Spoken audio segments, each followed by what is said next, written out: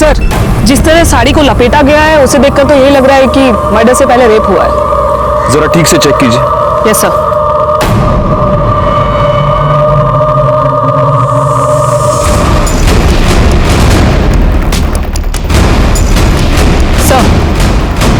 Sir ये एक नहीं 2 बॉडीज हैं। क्या?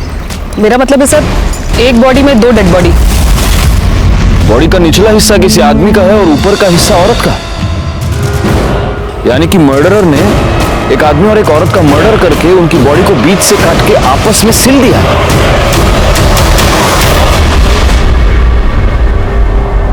आज तक मैंने अपने करियर में बहुत सारे केसेस देखे हैं, लेकिन ऐसा वहशियाना तरीका मैंने पहली बार देखा। नमस्कार, मैं senior inspector Rajesh Jadhav, crime petrol Dastak के आज के इस भाग में आप सबका स्वागत करता हूं। आज मैं आपको उस केस के बारे में बताने जा रहा हूं जो मेरे पास तब आया था जब मैं मुंबई के बोरीवली पुलिस स्टेशन में पोस्टेड था।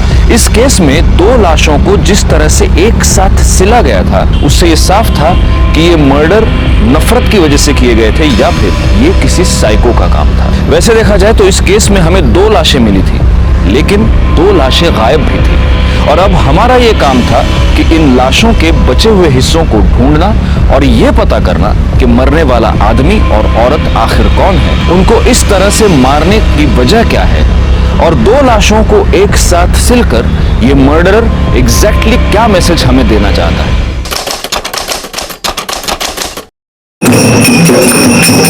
आयुष्मान बाबा की, आयुष्मान बाबा की, आयुष्मान बाबा की,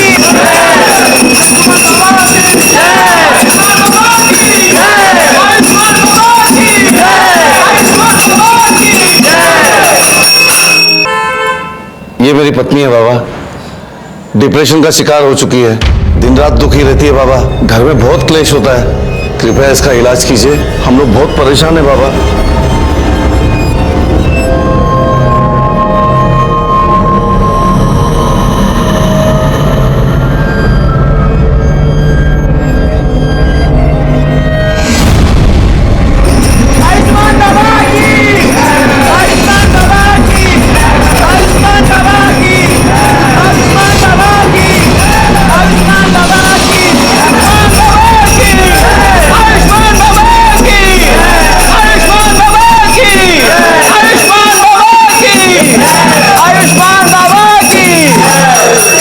जा, ले जा अपनी पत्नी को घर, शीघ्र ही वह ठीक हो जाएगी।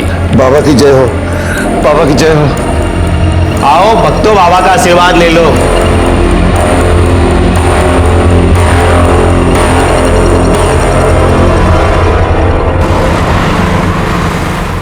पानी आने ग्लास। आंटी,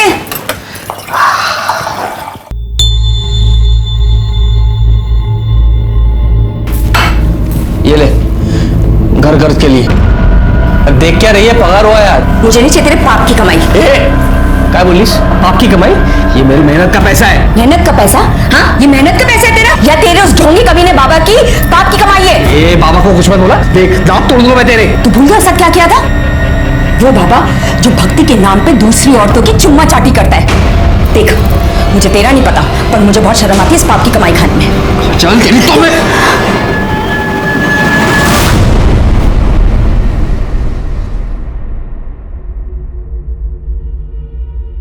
सुनिए, मुझे कुछ पैसे चाहिए थे।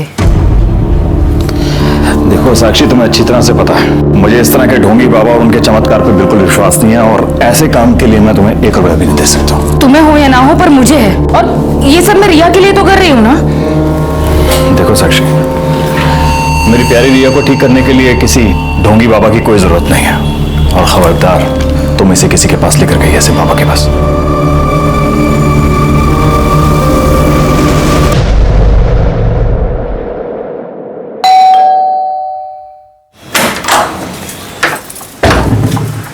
काजल, थोड़ी सी शक्कर मिलेगी? वाटी अनलेस? हाँ, वाटी।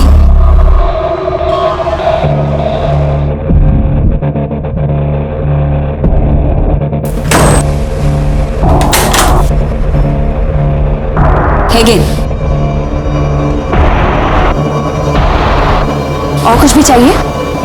Thank you.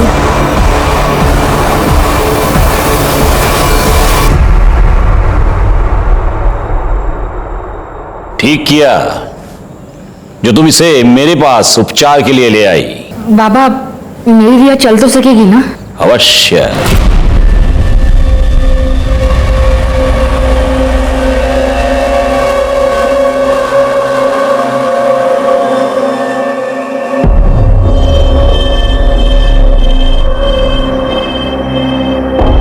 ले, ये तेल है।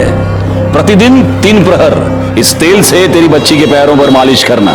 भगवान की कृपा रही, ये बच्ची चलने तो क्या, दौड़ने लगेगी। सच बाबा? सुना रिया तू चलने लगेगी? अच्छा बाबा प्रणाम।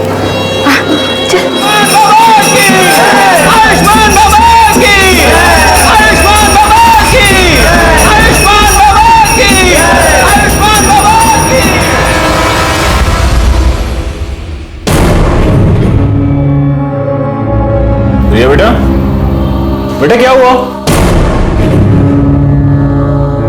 बाप रे, क्या हो गया लोगों को। इतने घटिया लोग भरे पड़े हैं ना। रेप पर रेप के केस आ रहे हैं। अब 60 साल के बुड्ढे ने एक 20 साल की लड़की का रेप कर दिया। बताओ। प्रिया, प्रिया बेटा, प्रिया बेटा क्या हुआ? क्या हुआ बेटा? रो क्यों रो? क्या हुआ? ओ बेटा मुझे बताओ। अरे किसने कुछ कहा क्या? मुझे बताओ ना क्या हुआ? अरे भाई ये रो क्यों रही है? क्या हुआ इसे? क्या हुआ बेटा? बेटा मुझे बताओ क्या हुआ?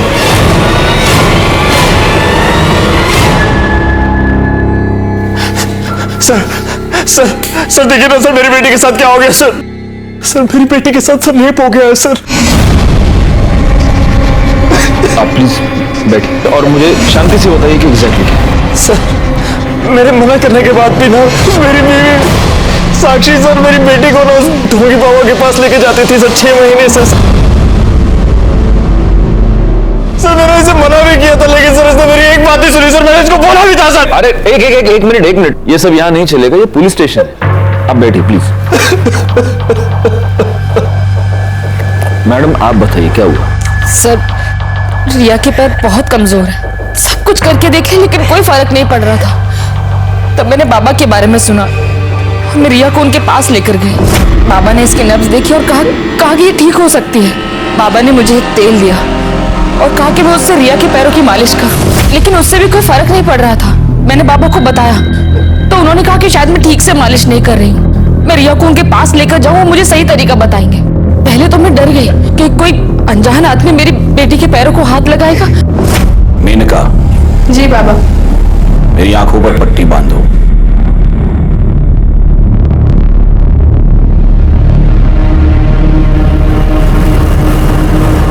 उसके बाद मुझे विश्वास हो गया कि बाबा ढोंगी नहीं है। लेकिन फिर 3 महीने पहले बाबा वो आज मेरे पास फीस के लिए पैसे नहीं हैं। अरे रे रे रे रे रे रे रे, पैसे नहीं है तो कोई बात नहीं, पैसा ही सब कुछ थोड़ा ना है। क्यों बाबा है? अब पैसा नहीं है तो उसके बदले कुछ और देना पड़ेगा। अलग चीज मतलब उसके बाद मैं तेल लेने के लिए अकेले आश्रम गई। वहां पर उन्होंने मुझे वेटिंग रूम में बैठने को बोला।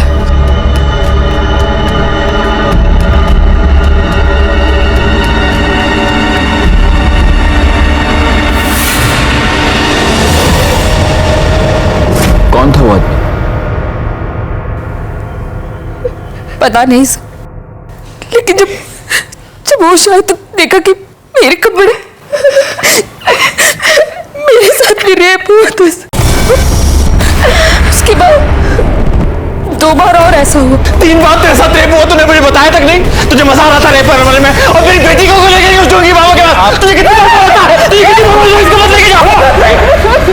1 मिनट अभी आप बैठेंगे प्लीज, वरना मुझे आपको बाहर निकालना पड़ेगा। रिया में इंप्रूवमेंट दिख रही थी। अगर मैं तुम्हें बताती तो तुम ट्रीटमेंट रुकवा देते, इसलिए मैंने नहीं बताया। लेकिन फिर 4 दिन पहले 13 तारीख को मैं रिया को लेकर आश्रम गई। आर्यमान ने हमें कहा कि हम वेटिंग रूम में वेट करें, बाबा बाहर गए। उनकी शिष्या ने हमें एक शरबत पिलाया, इसे पी के हम दोनों बेहोश हो गए। लेकिन बेहोश होने से पहले मुझे याद आर्यमन मुस्कुरा रहा था। मुझे लगा कि फिर से, लेकिन जब मुझे होश आया तो मेरे साथ कुछ भी नहीं हुआ था। लेकिन रिया वहां से गायब थी।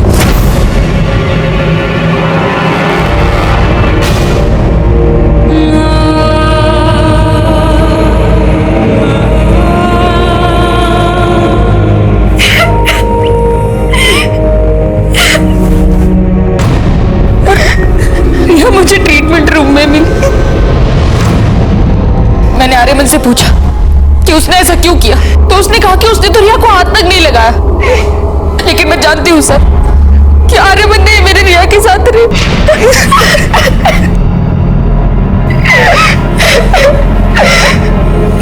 बेटा, क्या तुमने उस आदमी को देखा? वो आर्यमान था?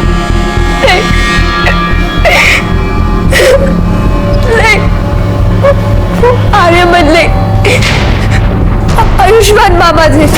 मुझे याद है बेहोश होने से पहले जो आदमी मेरी तरफ आ रहा था उसे वही चोला पहना था जो आयुष्मान बाबा पहनते। इंस्पेक्टर सर प्लीज उस बाबा और उसके बेटे को अरेस्ट कर लीजिए प्लीज सर। प्लीज सर, हमें न्याय दिलवा दीजिए प्लीज सर। कामनी मैडम, बच्चे को मेडिकल एग्जामिनेशन के लिए ले जाइए। आप भी जा सकते हैं।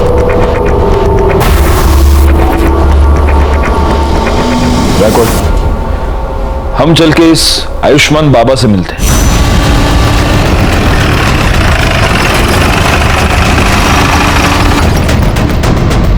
साक्षी हम पर ऐसे आरोप कैसे कर सकती है अपने बाबा के बारे में?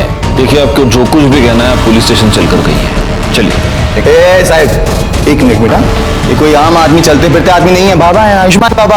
और इनके भक्तों को पता चला ना कि आपने इनको ऐसे उंगली भी लगाई है, दंगे भड़क जाएंगे साहब, बता रहा हूँ। दंगे वंगे बाद में, सबसे पहले तो तेरे को उठा के अंदर डाल दूंगा। चल यार ना, चलिए मैं कह रहा हूँ कर रही है। ये सत्य नहीं है। सभी भक्तों को वही शरबत ग्रहण के लिए दिया गया था। उनमें से किसी को कोई समस्या नहीं हुई। आप चाहे तो दूसरे भक्तों से पूछ सकते हैं। बाबा 13 तारीख को आश्रम में थे ही नहीं। वो एक भक्त के यहाँ आमंत्रित थे। मैं स्वयं पूरा दिन उनके साथ ही था। हम लोग शाम को आश्रम एक साथ ही लौटे थे। सर, मैं तो ज्यादातर अकाउंट केबिन में ही रहता हूँ, तो बाहर क्या चलता है क्या नहीं चलता मेरे को नहीं मालूम। सच है, भगवान भी इंसान को नहीं पहचान सकता। मैंने साक्षी और उसकी बेटी को बहुत सहायता की थी, फिर भी न जाने क्यों उसने मुझ पर ऐसे घृणित आरोप क्यों लगाए। लेकिन आपको क्या लगता है बाबा, मतलब क्यों लगाए होंगे उसने ऐसे घृणित आरोप आप पर? एक ही कारण हो सकता है। अच्छा, मेरे उपचार के पैसे देना नहीं चाहती होगी, अन्यथा मदद जो करता है उसे ऐसे प्रत्युत्तर में ऐसे घृणित आरोप कोई नहीं लगाता। लेकिन उसकी चूक हो गई, वो चूक गई। 13 तारीख को पूरा दिन हम आश्रम में थे ही नहीं। सर, इसके असिस्टेंट गणेश ने भी यही कहा कि ये लोग शाम को वापस आए थे। क्योंकि यही सत्य है। हमारा शिष्य गणेश पूरा दिन हमारे साथ था, और जिस भक्त के यहां हम पूरा दिन उपस्थित थे, आप उनसे भी पूछ सकते हैं। दोनों को आशीर्वाद है मेरे। अब हम यहां से प्रस्थान करेंगे। अरे नहीं नहीं नहीं नहीं, प्रस्थान वस्थान आप कुछ नहीं कर सकते अभी। क्या है बाबा, आप रेप अक्यूज्ड हैं, तो अब आप यहीं रहेंगे। बाबा को उनकी कुटिया दिखा दो। अब अगले कुछ दिन तक भजन पूजन कीर्तन कीर्तन वहीं पे ले जाओ। चलिए। देखिए ये गलत है। लड़की के कंप्लेन के बाद आयुष्मान बाबा को पुलिस ने रेप के केस में अरेस्ट कर लिया है। अभी भी तुझे लगता है कि तेरा बाबा ढूंढी नहीं है? काजल चुप बैठ। मैं बाबा को बहुत पहले से जानता हूँ, वो ऐसा कर ही नहीं सकते। और अगर रेप हुआ भी है ना तो बाबा ने नहीं किया है, वो उस कमीने आर्यमान ने किया है, क्योंकि वो आर्यमान एक नंबर का। अच्छा, तो फिर पुलिस ने तेरे बाबा को क्यों पकड़ा? हाँ, संभल के रह, संभल के रह, कहीं बाबा तुझे भी अरेस्ट ना करवा दे। सर, ये रही रिया की मेडिकल रिपोर्ट। इस रिपोर्ट के मुताबिक रिया की बॉडी पर कोई सीमन नहीं मिला है। ये तो एक्सपेक्टेड ही था। 4 दिन बाद वो लोग कंप्लेंट लिखवाने आए थे। 4 दिन बाद हमें क्या मिलने वाला था? सर एक बात और, रिया की मेडिकल रिपोर्ट से पता चला है कि उसके साथ सेक्स हुआ है, वो वर्जिन नहीं है। नहीं, लेकिन कमली मैडम, ये बात लेकर हम कोर्ट में नहीं जा सकते। बाबा का वकील पहली हियरिंग में ये साबित कर देगा कि रिया खुद सेक्सुअली एक्टिव थी और अब उसके माँ बाप बाबा को फंसाने के लिए ये सब चाल चल रहा है। नहीं, हमें कोई ऐसा पुख्ता सबूत चाहिए जिससे हमें साबित कर पाए कि रेप बाबा ने किया है।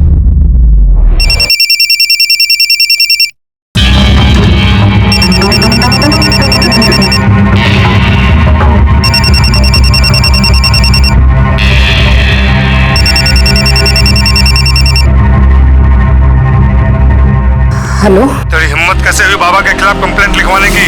भूल गए बाबा कौन है? या तो कंप्लेंट वापस ले, वरना हम तुझे और तेरी बेटी को छोड़ेंगे नहीं। नहीं नहीं, मेरी बेटी को कुछ मत करना। वो कौन है? कौन है? कौन है? कौन बोल रहा है? हिम्मत है तो सामने आके बात कर। अरे फोन पे क्या धमकी दे रहा है? आ सामने। हेलो हेलो, काट दिया। जो भी ऐसे छोड़ूंगा। कहाँ जा रहे हो? अरे पुलिस को इन्फॉर्म करने जा रहा। नहीं नहीं, उसने धमकी दी है। साक्षी, तुम अब भी नहीं समझ रही हो, हमें पुलिस को इन्फॉर्म करना पड़ेगा। ये सब बंद होना चाहिए। नहीं नहीं, आप मेरी बात सुनिए ना। साक्षी प्लीज, देखिए मेरी बात सुन। Please Sakshi.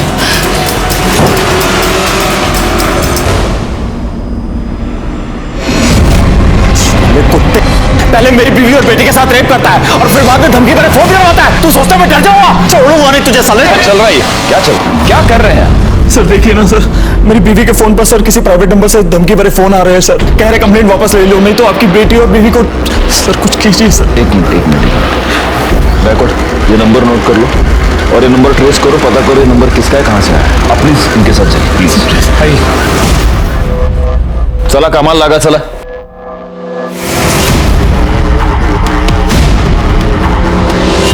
सर, आयुष्मान बाबा को बेल मिल गई है। ये तो नहीं था, सिवाय इनकी कंप्लेंट के हमारे पास है ही क्या? फॉर्मेलिटीज पूर्ण कर। सर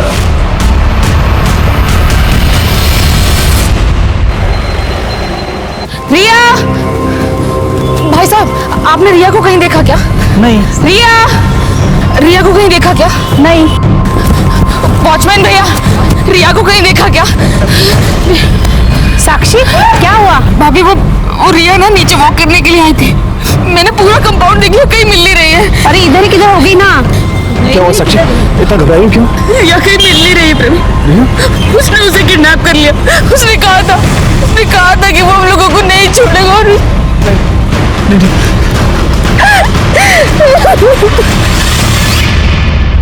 हरामखोर, रिया का रेप तूने किया है ना, मुझे सब पता है। क्या रे बड़ाऊ, मैं किया है, क्या लगा के रखा है? लड़की ने देखा तेरे को, स्टेटमेंट में नाम तेरा, तो मैं कैसे किया है, हा? और वैसे भी जो तू आशीर्वाद के नाम पे जो चोला डाल के जो चुम्मा चाटी करता है, तो ठगी कौन? तू रेपिस्ट कौन? तू, मैं नहीं, समझा? बकवास बंद कर, मुझे सब पता है। बाबा को मिर्ची लगी रे बाबा को मिर्ची। लेकिन क्या करे, मैं देखा रे तेरे को उस दिन आश्रम आते हुए। झूठ बोल रहा है तू। उस दिन मैं आश्रम में था ही नहीं, मैं तो शाम को लौटा था। ये जो तेरी झूठ की खिचड़ी है ना, ये तो येड़ा गणेश है ना, उसके साथ मिलकर पुलिस से खिला, मेरे को नहीं। मैं देखा तेरे को उस दिन शाम को वापस आते हुए भी, और रिया के साथ कमरे में करते हुए भी। हाँ, तो मेरे साथ ना शांतपंथी नहीं। चल जा। बाबा, वो साक्षी ठाकुर आई है, बहुत शोर मचा रही है और तमाशा भी कर रही है। जल्दी चलिए।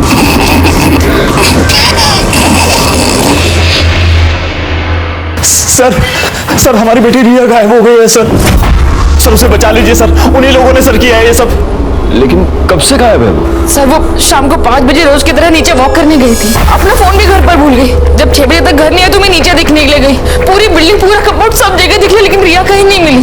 सर, उस बाबा ने ये किडनैप किया है सर। मेरी बेटी को बचा लीजिए सर। देखिए, आप निश्चिंत रहिए, हम जरूर रिया को ढूंढ निकालेंगे।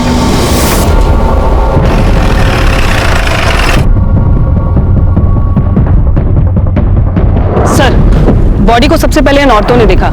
ये सुबह यहाँ कपड़े धोने आई थी तो इन्होंने बॉडी को देखा। सर, बॉडी पे कई जगह खरोच के निशान हैं। और ये देखिए, गर्दन पे जो मार्क है उसे देखकर तो यही लग रहा है कि मौत गला घुटने से हुई। एक मिनट, पूरा चेहरा टर्न करना। फिर तो रिया ठाकुर है। देखिए आसपास जरा चेक कीजिए, कोई क्लू मिलता है क्या? सर, ये तो बैसाखी मुझे वहां पे मिली। कामे मैडम, सर। फॉरेंसिक टीम को बुलाइए और बॉडी को पोस्टमार्टम के लिए भेज दीजिए। Okay sir. अब इस बाबा का टाइम आ गया है।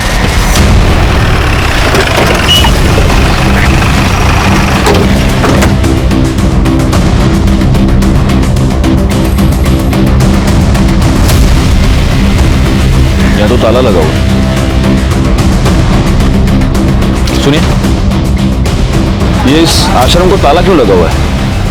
पता नहीं साहब, हम तो जब सुबह दुकान पे आए तो देखा कि ताला लगा है।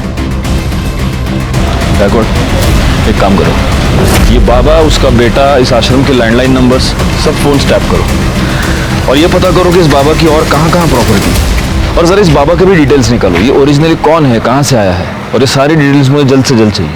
सर, पुलिस ने लड़के की पहचान रिया ठाकुर के नाम से की है। ये वही रिया ठाकुर है जिसने आयुष्मान बाबा पर बलात्कार का इल्जाम लगाया था। याद है ना तुम्हें, इसी बाबा ने तुम्हारे सामने मुझे किस किया था। तब तुम ऐसे ही बस मुंह खोलकर उसे देख रहे थे। तुम्हारी इन्हीं हरकतों से ना उसे बढ़ावा मिला है। और आज देखो, उसने एक छोटी सी बच्ची को मार के फेंक दिया।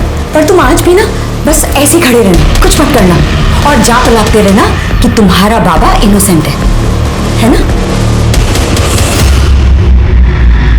सर,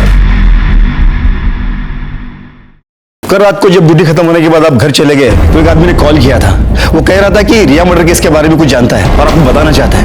मैंने उससे कहा कि आप घर चले गए तो उसने कहा कि मैं दोबारा कॉल करूंगा। उसने फोन कट कर दिया और अभी तक उसको कॉल नहीं है। मैं सुबह से ट्राई कर रहा हूँ उसको कॉल करने की, लेकिन मोबाइल स्विच ऑफ आ रहा है। जोशी, पता करो नंबर किसका है, हो सकता है इससे हमें कोई इंपॉर्टेंट लीड मिले। Yes sir. सर, रिया ठाकुर की पोस्टमार्टम रिपोर्ट के मुताबिक पहले उसके साथ रेप हुआ था, फिर 18 तारीख की शाम 7 और 8 बजे के बीच उसका गला घोट कर उसे मार दिया गया। बॉडी पर सीमेन या कोई ऐसी चीज मिली जिससे मर्डरर को आइडेंटिफाई कर पाए?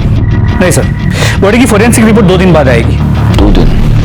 ठीक है, तब तक वेट करते, हो सकता है उससे कोई क्लू मिले।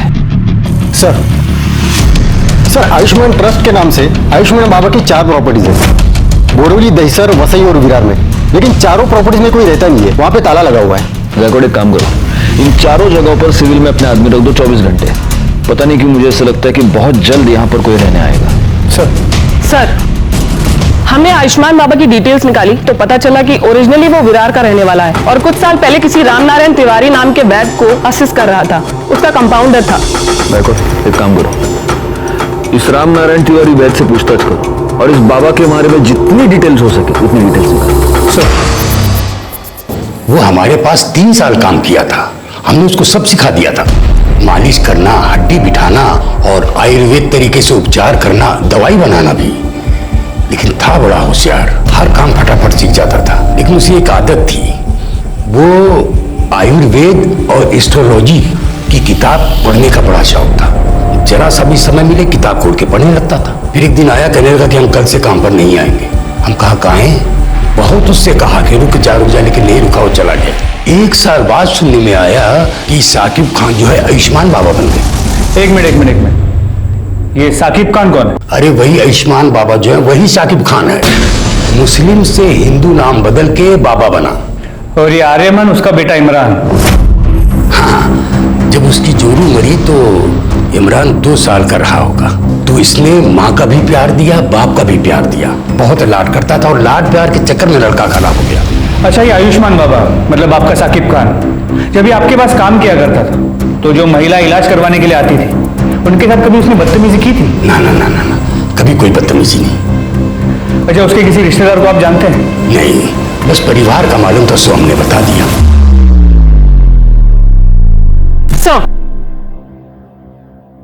साक्षी ठाकुर को जिस प्राइवेट नंबर से थर्टेड कॉल आ रहे हैं वो पिछले 24 घंटे में अलग अलग लोकेशन पर ऑन ऑफ हो रहा है।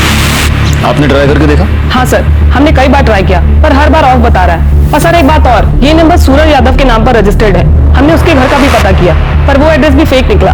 आप लगातार ये नंबर ट्राई करते रहिए और उसकी लोकेशन ट्रेस कीजिए। सर, कल रात को जिस नंबर से कॉल आया था वो मोबाइल नंबर किसी निखिल परांजपे के नाम पर रजिस्टर्ड है। निखिल परांजपे? Yes sir. निखिल परांजपे तो आयुष्मान बाबा का अकाउंटेंट है, यानी कि वो हमें कोई इन्फॉर्मेशन देना चाहता है। हम यहाँ बैठे बैठे उसके फोन का वेट नहीं कर सकते। कामड़ी मैडम, एक काम कीजिए, आप फौरन जाके निखिल परांजपे के बारे में पता कीजिए। Yes sir.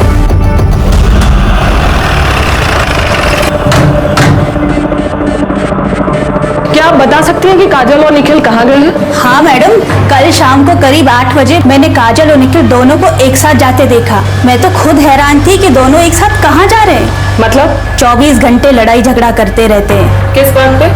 अब ये तो नहीं पता मैडम। एक बार मैंने काजल से पूछने की कोशिश की थी तो उसने मुझे कुछ नहीं बताया, लेकिन हाँ, उसका वो हीरो है ना, उसको जरूर बताया होगा। हीरो? कौन हीरो? अब ये तो ज्यादा तो मुझे कुछ नहीं पता, लेकिन हाँ, कुछ हफ्तों पहले जब मैं मार्केट से घर वापस आ रही थी तब मैंने देखा कि वो काजल का बॉयफ्रेंड था। अब ये सब तो मुझे नहीं पता, लेकिन हाँ, वो तभी आता था जब निखिल घर पर नहीं रहता था। कुछ दिनों पहले मैं काजल के घर शक्कर लेने आई थी, तब मैंने उसे बैठा देखा था। पहचान सकती हो कौन है वो? स्केच बनवा सकती हो? वो तो मैं नहीं बता सकती क्योंकि मैंने उसे सिर्फ 2 बार देखा है, और वो भी पीछे से। निखिल और काजल का फोन नंबर और फोटो तो होगा ही आपके पास? जी।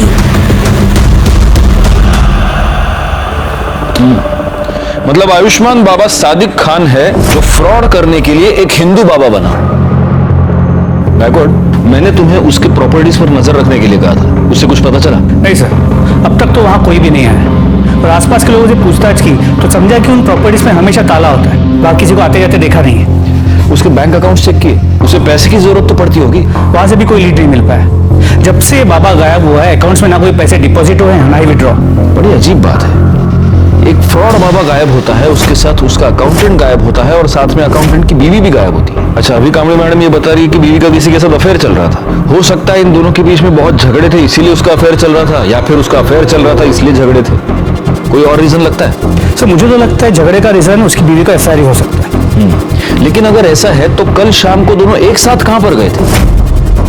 कहीं ऐसा तो नहीं कि मर्डरर को पता चल चुका था कि निखिल पुलिस को कोई इन्फॉर्मेशन देने वाला है, इसलिए इन दोनों मियां बीवी को साथ में कहीं पर बुला लिया?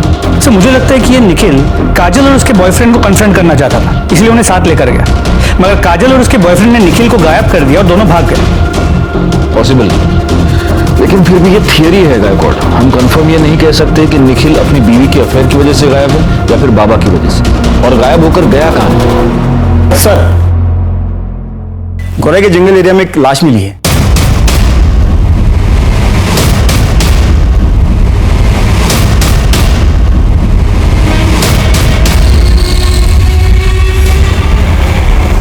सर, ये बॉडी तो काजल ब्रांच पे की है। What? Yes sir. सर, जिस तरह साड़ी को लपेटा गया है उसे देखकर तो यही लग रहा है कि मर्डर से पहले रेप हुआ है। जरा ठीक से चेक कीजिए। Yes sir.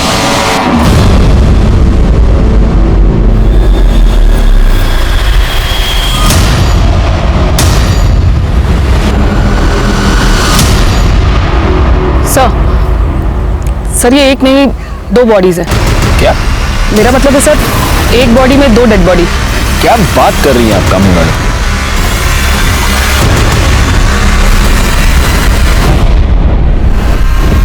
बॉडी का निचला हिस्सा किसी आदमी का है और ऊपर का हिस्सा औरत का। या तो ये निखिल हो सकता है या फिर काजल का बॉयफ्रेंड। ये हो सकता है कि निखिल ने काजल को और उसके बॉयफ्रेंड का मर्डर करके उन दोनों की लाश को ऐसे इस तरह से सिल दिया होगा। पर सर, बॉडी को कोई इस तरह स्टिच क्यों करेगा? हो सकता है वो ये स्टेटमेंट करना चाहता हो कि तुम दोनों का अफेयर था, तुम दोनों एक साथ आना चाहते थे, लो मैंने तुमको मार के एक कर दी।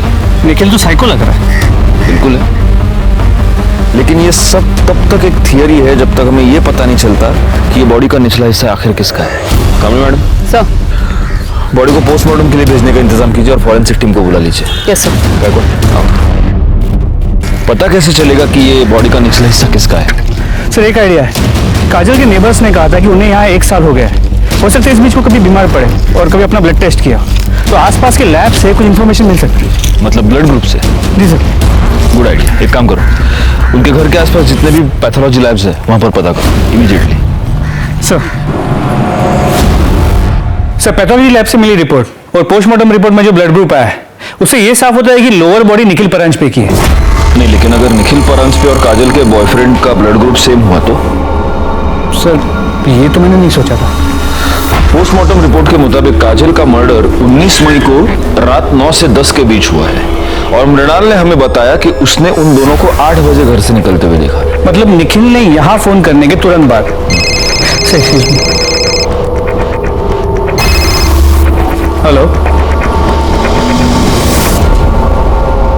ठीक है सर, गोरे के डंपिंग ग्राउंड के पास 2 आधी कटी हुई डेड बॉडीज मिली।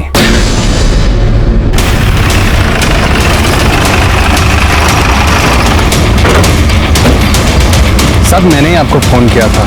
सुबह जब काम पे जा रहा था तभी ये मैंने देखा और 100 नंबर पे मैंने डायल किया। थैंक्स। जोशी बघा। सर ये बॉडी तो निखिल की है। मतलब इसे इतना तो क्लियर हो गया कि उस बॉडी का निचला हिस्सा निखिल का था। सर सिर के पीछे गहरी चोट है, हो सकता है मौत की वजह ये चोट ही हो। सर ये देखिए,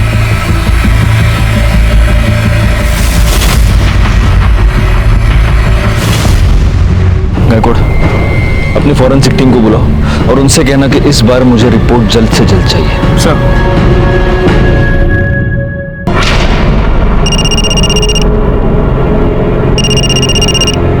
हाँ सर। कोई अपडेट? सर मैं यहाँ पे कब से नजर रखे हुए हूँ लेकिन कोई हलचल नहीं। सर मैं यहाँ पे कब तक रुकूं? वो बोलता हूँ मैं, लेकिन अभी के लिए वहां पे नजर रखो। ठीक है सर, ओके।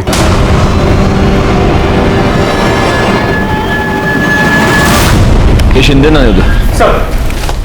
गायकवाड, आयुष्मान बाबा त्याच्या मुलाबद्दल काय कळलं का? नहीं सर, पण लवकरच समजेल। और सर ये निखिल की पोस्टमार्टम रिपोर्ट, इसके मुताबिक उसकी मौत 19 मई की रात 9 और 10 के बीच हुई है और मौत की वजह सर पे रॉड जैसी किसी चीज से वार किया जाना है। इसका मतलब सिर्फ घर से निकलते वक्त ही नहीं बल्कि मर्डर के वक्त भी ये दोनों मियां बीवी एक दूसरे के साथ थे।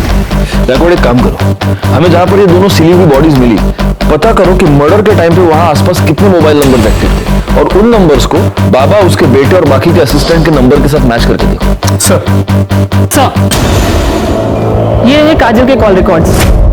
इस कॉल रिकॉर्ड के मुताबिक काजल के कॉल्स की ड्यूरेशन 1 से 1.5 मिनट ही थी, सिवाय एक नंबर को छोड़ के। खोपली में एक नंबर है, 3 हफ्ते पहले काजल ने उस पर 20 मिनट तक बात की थी। किसका नंबर है? काजल की माँ मुक्ता।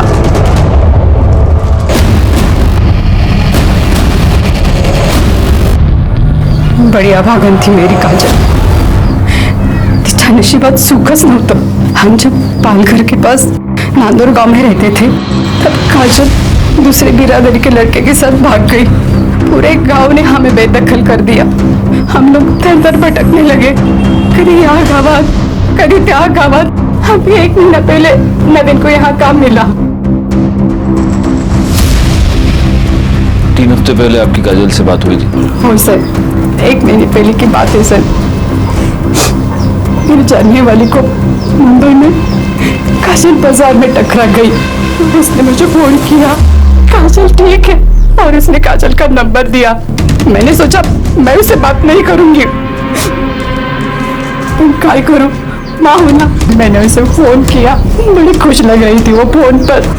उसने कहा कि वो मुझसे मिलने आने वाली है, पर नहीं, वो नहीं आई। उस निखिल के घर वालों ने मारा है साहब मेरी ताई को। साहब हमारी ताई उसे कभी पसंद नहीं थी, हम लोग अलग बिरादरी के हैं ना, इसीलिए। वैसे 19 तारीख को तुम कहाँ थे? मैं काम पे था साहब, बेटा और मैं साथ में ही काम पे जाते। विठल कौन? हमारा पड़ोसी, इतने बाजूला रहा था। निखिल की फैमिली का नांदौर का एड्रेस है आपके पास? ठीक है सर, विठल ने कंफर्म किया है। 19 मई को नवीन उसके साथ सुबह से शाम तक गोडाउन में ही था। एक काम करते हैं, निखिल के घर चलकर पता करते हैं कि इस नवीन की बात में कितनी सच्चाई है। मैंने कितनी बार निखिल को समझाया था कि काजल तेरे लिए ठीक नहीं है, फिर भी उसने मेरी एक बात नहीं मानी। इसलिए तुमने उन दोनों का पता लगाया, उनका मर्डर किया और अपना बदला पूरा किया। क्या बात कर रहे हो साहब? मैंने खुद उन दोनों की शादी करवाई थी। बिरादरी में रहने के लिए नाटक किया था कि वो दोनों गांव से भाग गए। दरअसल मुझे पहले से ही पता था कि वो दोनों मुंबई में कहाँ रहते हैं, क्योंकि वो घर मैंने ही भाड़े पे लेके दिया था उन्हें। हर दूसरे दिन मेरी निखिल से बात होती थी। फिर मैं अपने बेटे और बहू को क्यों मारूंगा? फिर एक बार हम डेड एंड पर आकर पहुंच चुके थे। हालांकि फॉरेंसिक रिपोर्ट से यह पता चला था कि रिया के नाखून में किसी के स्किन फ्रैगमेंट्स पाए गए थे, लेकिन वो स्किन फ्रैगमेंट्स किसके थे ये पता लगाने का कोई भी तरीका हमारे पास नहीं था। दूसरी तरफ हमारी ये थियरी थी कि काजल और निखिल का मर्डर या तो काजल के लवर ने किया है या आयुष्मान बाबा ने। काजल और निखिल के मर्डर स्पॉट पर एक्टिव नंबर्स का हम इंतजार कर रहे थे और हमें इंतजार था सूरज यादव का भी, जिसे ट्रेस करना काफी मुश्किल हो रहा था क्योंकि उसका मोबाइल नंबर लगातार ऑन ऑफ हो रहा है। ऐसे में आयुष्मान बाबा के प्रॉपर्टीज पर नजर रखने का हमारा प्लान कामयाब हो गया जब हमें यह पता चला कि उसकी वसई की प्रॉपर्टी पर कोई आया है।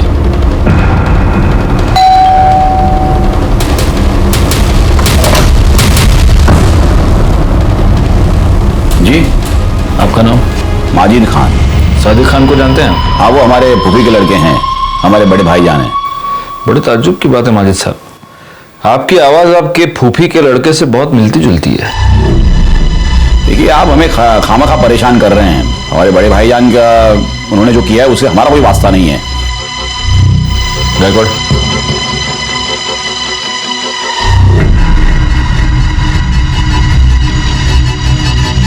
बड़े ताज्जुब की बात है। सिर्फ आवाज ही नहीं, आपके हाथ पर चोट का निशान भी आपके फूफी के लड़के से मिलता जुलता है।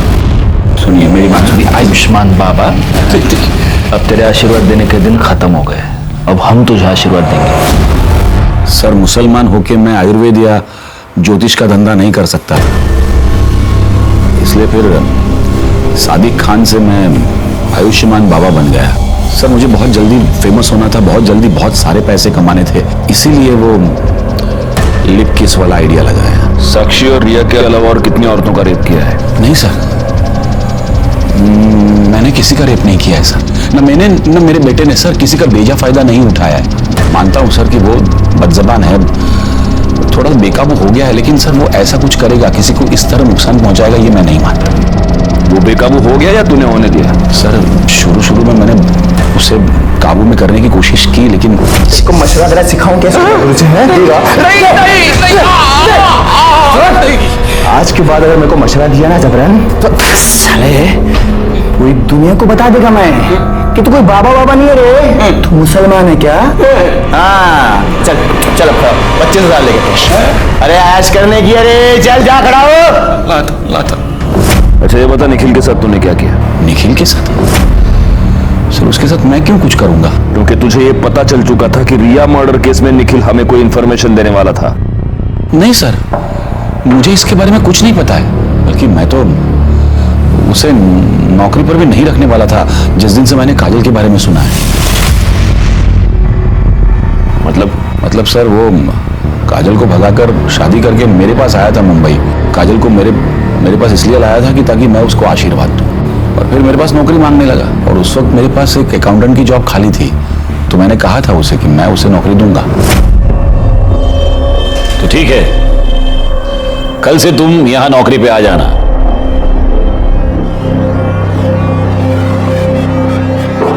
मेरी बीवी है। आर्यमन, ये बदतमीजी है। ये क्या कर रहे हो तुम? क्यों चिल्ला रहा है? आशीर्वाद तो दिया है जैसे तू देता है। निखिल, रिया और काजल तीनों का मर्डर हुआ है। बता, इसमें से कौन सा खून तूने किया, कौन सा तेरे बेटे ने किया, या दोनों ने मिलके किए तीनों खून? नहीं सर, हमने किसी का खून नहीं किया, सच कह रहा हूं सर। अगर मर्डर नहीं किया तो भाग क्यों गया था?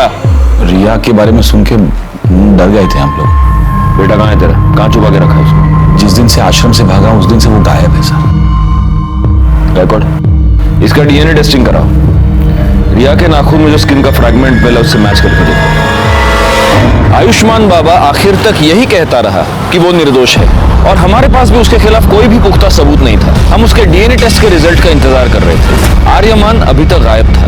ऐसे में हमारे पास उन फोन नंबर्स की लिस्ट आई जो 19 मई को रात 9 से 10 के बीच निखिल और काजल के मर्डर स्पॉट पे एक्टिव थे। वो 3 नंबर्स थे, और उन 3 नंबर्स में से एक नंबर के बारे में हमें पहले से ही पता था।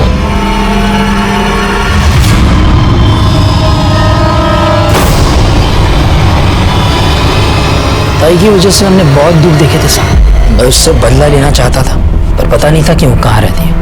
फिर पता चला कि आई को उसका फोन नंबर मिला है। तो तू पहली बार में ही कामयाब हो गया।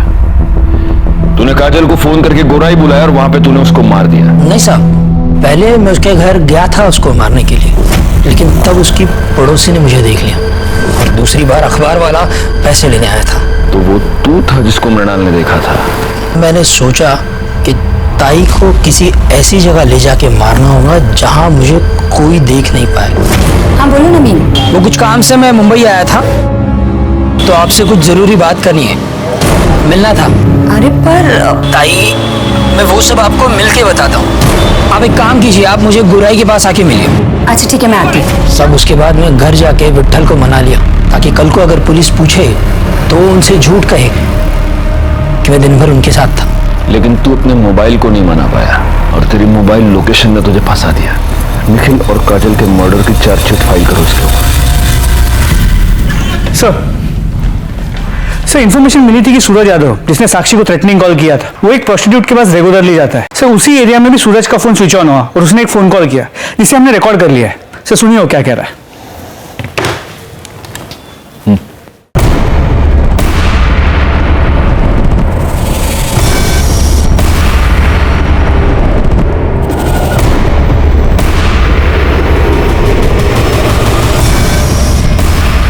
एक मिनट गायकवाड़, इसका नाम सूरज यादव है ना? तो ये इस तरह से हिंदी क्यों बोल रहा है?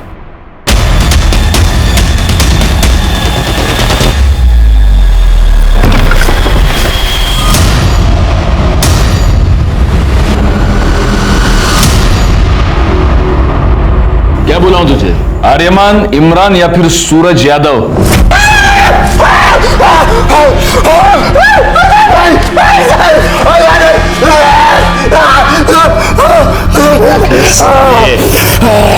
रिया के नाखून में जो स्किन मिला है ना, उससे तेरे बाप का डीएनए 50% मैच होता है। इसका मतलब तेरा पूरा 100% होगा। इसलिए मैं बोल रहा हूँ नाटक मत कर, क्योंकि हम ये आसानी से प्रूव कर सकते हैं कि तूने रिया का मर्डर किया। और साक्षी और रिया का रेप नहीं किया है साहब। अब्बू का चोला अपने ऊपर डाल लिया था कि कहीं बीच में थोड़ा बहुत भी होश आए तो लगे कि अब्बू ने गलत काम किया है। मर्डर क्यों किया रिया का? मैं बस कंप्लेंट वापस करवाना चाहता था साहब, पर वो रिया का बाप है ना, फोन पे बहुत अकड़ रहा था साहब, बहुत उल्टा सीधा बोला मेरे को, दिमाग पूरा चला गया था मेरा। बस मैंने सोच लिया था साहब कि इस साले को सबक सिखा के रहेगा मैं। तो मेरे को पता था कि रिया रोज शाम को ना कंपाउंड में वॉक करने को आती, और शायद उसके बाद उसकी बॉडी रात को मैं ठिकाने लगा दिया। पर ये सब बूढ़ा हुआ ना वो मेरा अबू, उसने मेरे को सब करते हुए देख लिया था साहब। बहुत घबरा गया था साहब, वो बहुत डर गया था, जबरदस्ती मेरे को छुपाया साहब। साक्षी और रिया पर रेप करने के जुर्म में और रिया के मर्डर के जुर्म में तुमको अरेस्ट करता हूँ। चार्जशीट फाइल करो। फॉरेंसिक रिपोर्ट से यह साबित हो गया कि वो स्किन आर्यमान की थी। निखिल काजल मर्डर केस और रिया मर्डर केस फाइनली सॉल्व हो गए। नवीन, जिसने अपनी बहन को एक भयानक, एक दर्दनाक मौत दी, उसका पूरा प्लान उसकी फोन की वजह से फेल हो गया। रिया, जो कि शारीरिक रूप से कमजोर थी, अपने मां के अंधविश्वास और अंधभक्ति की भेंट चढ़ गई। देखते हैं हमारे आज के एपिसोड की दूसरी कहानी। बेटा और कितना आ गया तुम्हारा घर? बस थोड़ी आगे अंकल, चलो ना, थक गए क्या? अरे नहीं, चलो। अंकल ये है मेरा घर। अच्छा चलो। खोल दो ये ताला। बेटा ये पक्का तुम्हारा घर है ना? हाँ हाँ ये मेरा ही घर है। मम्मी मुझे चाबी देना भूल गई थी। मम्मी कहाँ है तुम्हारी? अरे मम्मी यहाँ होती तो आपको थोड़ी ना बुलाता। अरे जल्दी करो, मुझे सुसु लगी है। अच्छा ठीक है, खोलता हूँ।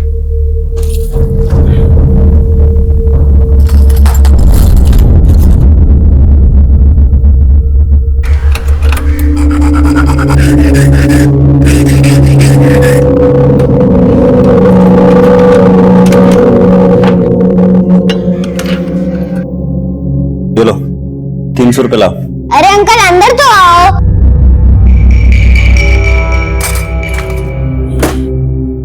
अरे बेटा ये तुम कहाँ लेकर जा रहे हो? आओ तो सही। इस अलमारी का लॉक भी खोल दो जब तक मैं सुसु करके आता हूँ। एक मिनट, ये पक्का तुम्हारा घर है ना, या तुम अलमारी का लॉक खुलवा के यहाँ चोरी करना चाहते हो? हाँ हाँ ये पक्का मेरा ही घर है। लेकिन बेटा। लेकिन कुछ नहीं, 300 की बजाय 600 रुपए कमाओ।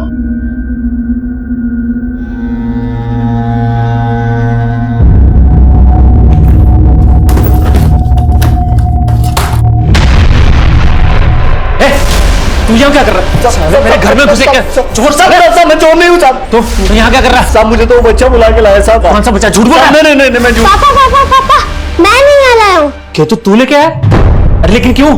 पापा पहले पूरी बात तो सुन लो। मैं घर के बाहर खेल रहा था। मम्मा बिना बताए पता नहीं कहाँ चली गई।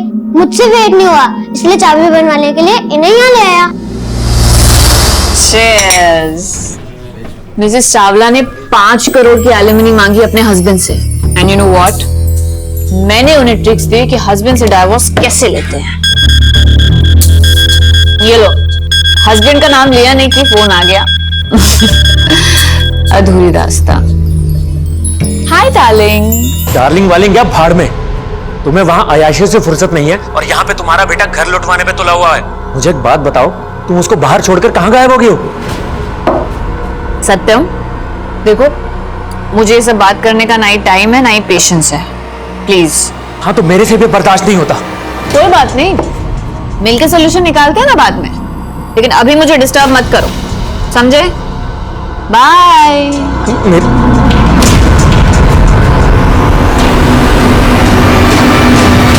ये है दिल्ली की जनता कॉलोनी।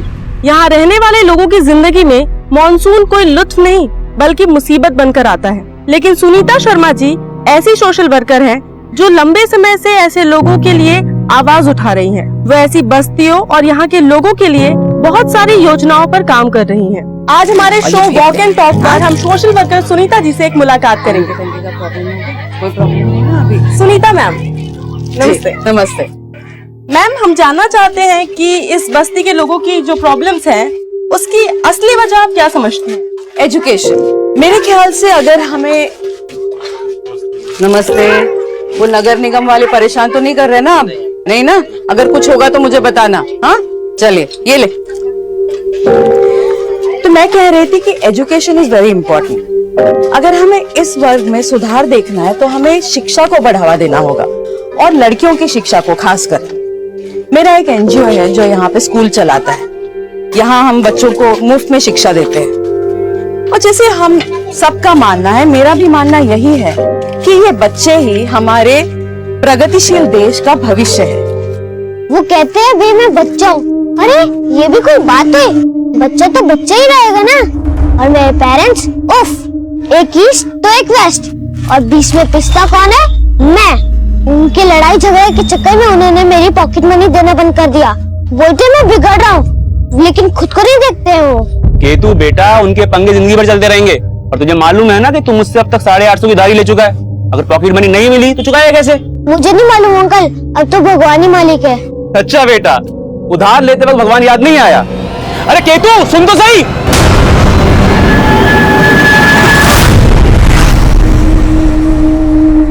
आज हमारे शो वॉक एंड टॉक पर हम सोशल वर्कर सुनीता जी से एक मुलाकात करेंगे। अगर हमें इस वर्ग में सुधार देखना है तो हमें शिक्षा को बढ़ावा देना होगा और लड़कियों की शिक्षा को खासकर।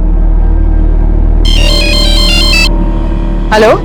अब इतना भी फेमस होने की कोशिश मत करो कि अपनों के लिए गैर हो जाओ। जिन्हें गैरों की तकलीफ समझ में आती है ना, उन्हें गैर भी अपने लगते हैं। तो इसका मतलब ये हुआ कि मैं भी तुम्हारा अपना हूँ।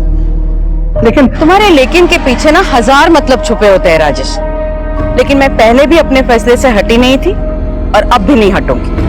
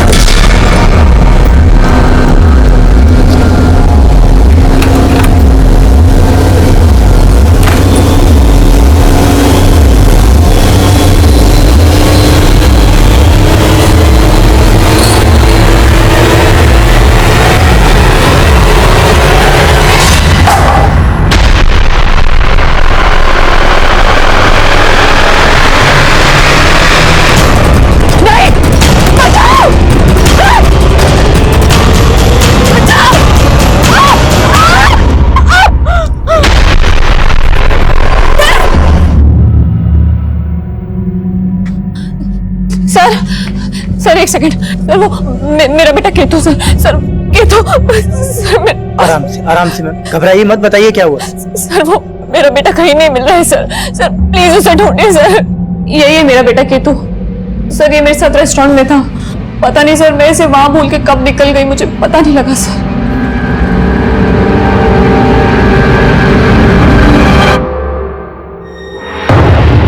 केतु, केतु, केतु,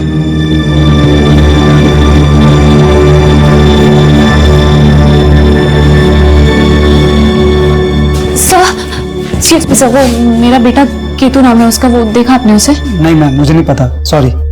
कौन से रेस्टोरेंट में थी आप?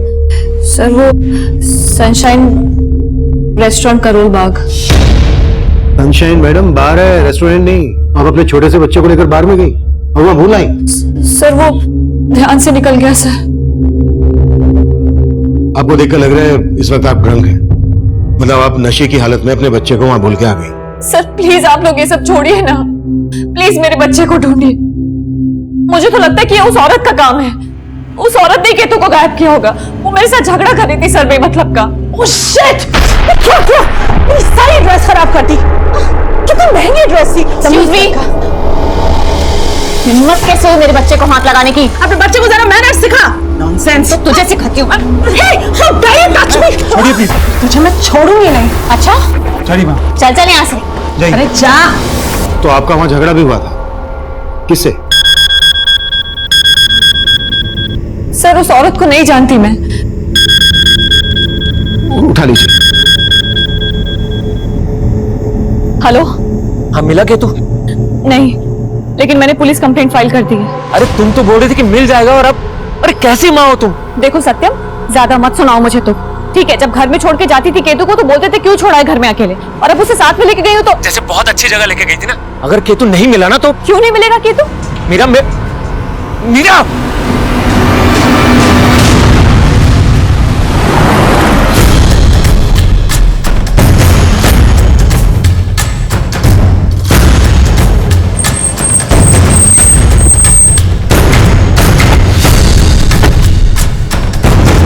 हाँ सर, ये बच्चा कल अपनी माँ के साथ आया था, लेकिन कैसे खो गया पता नहीं। इस बच्चे की माँ ने हमें बताया कि कल उनका किसी औरत के साथ यहाँ झगड़ा हुआ था। हाँ सर, झगड़ा तो हुआ था। किस औरत के साथ झगड़ा हुआ था? सर वो हमारी कस्टमर थी, ज्यादा मैं उसके बारे में कुछ नहीं जानता।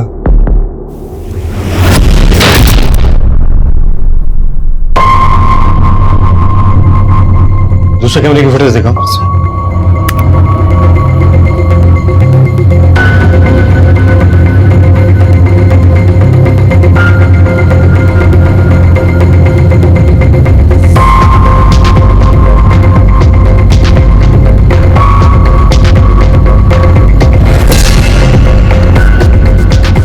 बाहर की फुटेज दिखाओ। सॉरी सर, बाहर का सीसीटीवी काम नहीं कर रहा है। जिस लड़की के साथ मीरा का झगड़ा हुआ था, उसे पेमेंट कैसे की थी? सर उसने कार्ड से पे किया था। उसके कार्ड की डिटेल ले लो, उसे उसका एड्रेस मिल जाएगा। हाँ सर। हाँ तिवारी। सर कंट्रोल रूम से फोन आया था अभी, मुखर्जी नगर में एक औरत की लाश मिली है।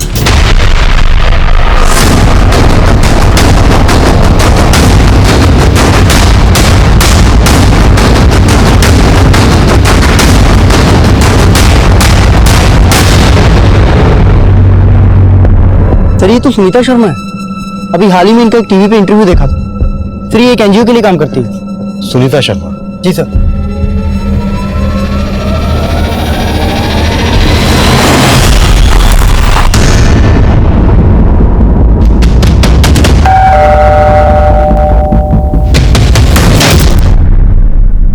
सर मैं मानती हूँ कि उस बच्चे की माँ के साथ मेरा झगड़ा हुआ था, लेकिन मैं उसे गायब क्यों करूंगी? आपका झगड़ा उस बच्चे की वजह से ही हुआ था, और उस बच्चे को आपने थप्पड़ भी मारा था। क्यों इडियट!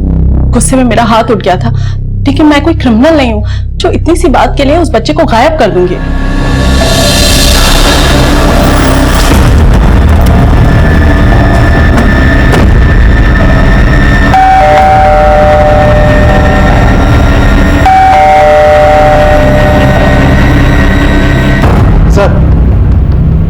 सर जिस औरत ने केतु को थप्पड़ मारा था उसे देख के लगता नहीं है कि वो केतु को गायब कर सकती है।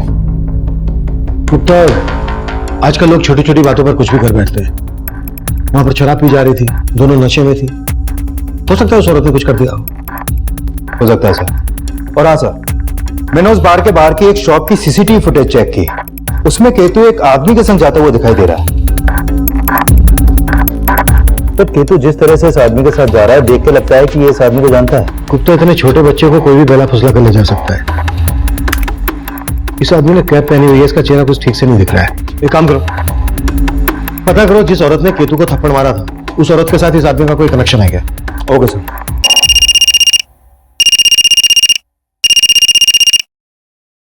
हाँ जी हाँ बोलो। सर सुनीता शर्मा के घर पे तो ताला लगा हुआ है, और सर आस पड़ोस में पता किया तो पता चला कि सुनीता शर्मा यहाँ अपनी छोटी बेटी परी के साथ रहती थी। अब कहाँ है परी? सर मैं पता लगा रहा हूँ, लेकिन सर एक और बात पता चली। सर वो औरत मीरा जिसने अपने बेटे केतु की मिसिंग कंप्लेंट लिखवाई थी, सर वो भी सुनीता शर्मा की ही बड़ी बेटी है। व्हाट? आज सुबह में जिस औरत की लाश मिली, केतु उसका नवासा है? केतु कल रात से मिसिंग है और आज सुबह हमें उसकी नानी सुनीता शर्मा की लाश मिली। इन दोनों केसेस का आपस में क्या कनेक्शन हो सकता है?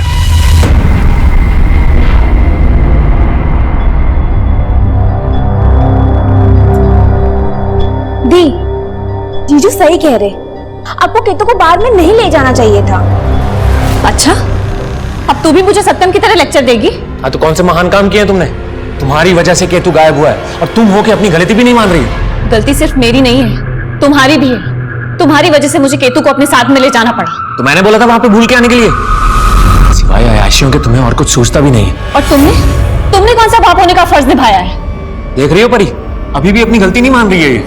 सत्यम, तुम परी को बीच में क्यों ला रहे हो? दी प्लीज स्टॉप इट, एटलीस्ट इस वक्त तो ये सब मत करो। देख परी, तू हेलो सर, वो केतु का कुछ पता लगा क्या? Mummy, mummy!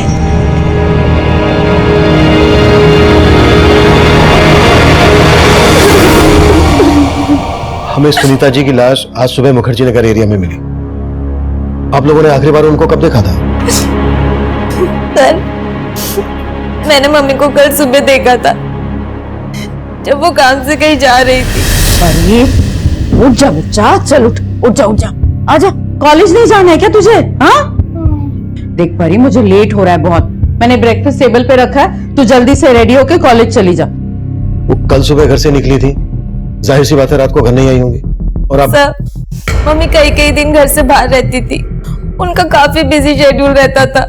उनका एक एनजीओ भी है और भौमिक एक्सपोर्ट्स की बोर्ड ऑफ डायरेक्टर के मेंबर भी है। केतु कल रात से गायब है और कल रात को ही सुनीता जी घर नहीं आई। केतु के गायब होने का सुनीता जी के मर्डर से क्या कनेक्शन हो सकता है? सर हमें तो कुछ समझ में नहीं आ रहा। सर आप प्लीज केतु को ढूंढ दीजिए, हमें बहुत फिक्र हो रही है उसकी। गुप्ता, कौन है आदमी? आप लोग जानते हैं इसको? सर ये कुछ समझ में नहीं आ रहा है सर। आपने उस औरत पर शक जताया था जिस औरत के साथ आपका बाद में झगड़ा हुआ था। उस औरत के अलावा किसी और पर शक है आपको जो केतु को गायब कर दे, सुनीता जी का मर्डर कर दे? सर ये एक बात है सर, केतु कुछ दिन पहले नादानी में एक चाबी वाले को घर पे लेके आया था। भले ही केतु उसको लेकर आया था, लेकिन वो आदमी मुझे ठीक नहीं लगा। सर अगर मैं टाइम पे नहीं पहुंचता तो वो चोरी करके भाग भी सकता था। कौन था वो चाबी वाला?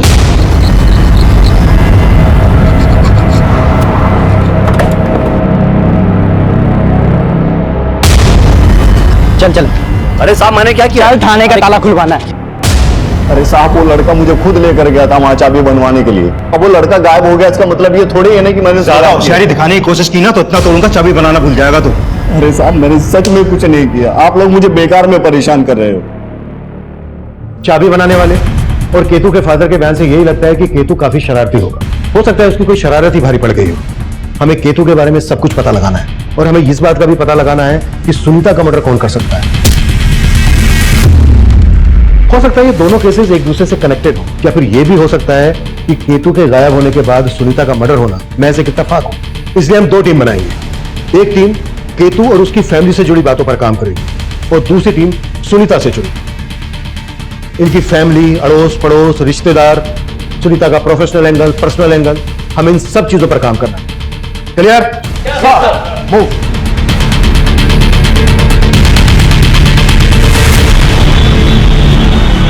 सर सुनीता मैम पिछले एक हफ्ते से ऑफिस ही नहीं आ रही थी। तो फिर एक हफ्ते से वो कर क्या रहे? एक्चुअली सर वो इस बिजनेस के अलावा भी बहुत कुछ करती हैं। शायद अपने किसी सोशल वर्क में बिजी होंगी। सर केतु शरारती तो था, मगर उसके माता पिता बहुत ज्यादा लापरवाह थे और इसीलिए बेचारा केतु बिगड़ गया। वो घर पे रहते ही कहाँ था, सारा दिन बाहर खेलता रहता था या फिर ब्रिजेश की दुकान पर। ब्रिजेश की दुकान? सर सुनीता एक हफ्ते से ऑफिस में जा रही थी और पिछले दिनों वो एक local TV show walk and talk में भी अपीयर हुई थी। ये देखिए सर। मैम हम जानना चाहते हैं कि इस बस्ती के लोगों की जो प्रॉब्लम्स हैं उसकी असली वजह आप क्या समझते हैं? वैसे मैंने पता किया जो रिपोर्टर है मेघा, ये सुनीता के अच्छे दोस्तों में से एक। इस रिपोर्टर मेघा से मिलो, हो सकता है इससे कोई क्लू मिल जाए। Sure sir. मैं कम in sir? Yes come in. Sir मैं उस ब्रिजेश से मिला जिसके पास केतु अक्सर जाया करता था। सर ये ब्रिजेश केतु को काफी कुछ फ्री में दिया करता था और सर कुछ महीनों पहले वहाँ की कुछ लड़कियों ने इस ब्रिजेश पर छेड़खानी का आरोप लगाया था सर। हो सकता है केतु को फ्री में सामान देने के पीछे इसकी कोई गलत नियत हो। केतु के पेरेंट्स ने इस बारे में क्या बोला? सर केतु के पेरेंट्स ने ब्रिजेश के बारे में तो कुछ नहीं बताया, लेकिन सर उन दोनों का आपस में काफी झगड़ा रहता था और सर वो दोनों पति पत्नी अलग भी होने वाले थे, लेकिन सर सुनीता ने उनका झगड़ा सेटल कर दिया। हो सकता है सेटल ना हुआ हो। जब माँ बाप अलग होने की सोचते हैं तो उनके अलग होने के बीच बच्चा सबसे बड़ा फैक्टर होता है। पता करो इन बातों का केतु के गायब होने से कोई ताल्लुक है क्या, और ब्रिजेश को थाने बुलाओ। Okay sir.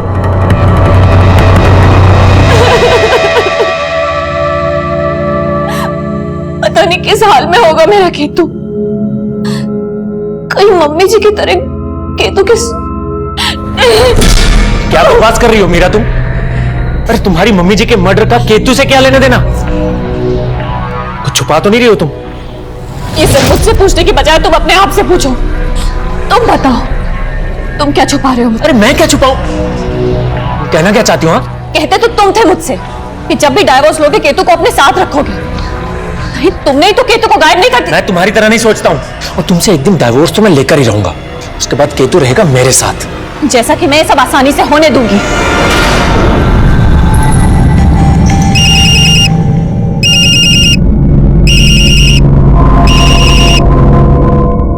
हेलो हेलो परी, कहाँ हो तुम?